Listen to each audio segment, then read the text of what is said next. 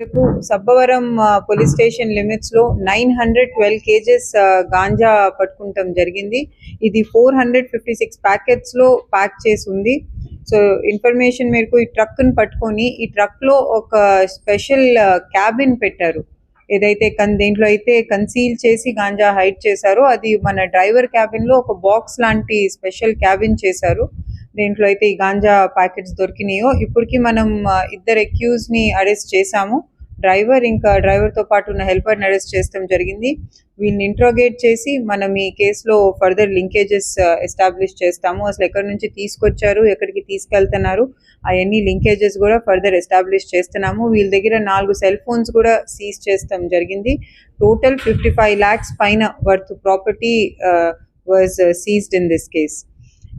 ఇలాగే ఈ డిస్ట్రిక్ట్ లో ఇంకా ట్రాన్స్పోర్టేషన్ ఆపడానికి మనం ఒక యాంటీ నార్కోటిక్ టాస్క్ ఫోర్స్ కూడా డిస్ట్రిక్ట్ లో కాన్స్టిట్యూట్ చేస్తాము. ఈ టాస్క్ ఫోర్స్ కింద special anti narcotic beats serve చేస్తాం జరుగుతుంది డిస్ట్రిక్ట్ లో.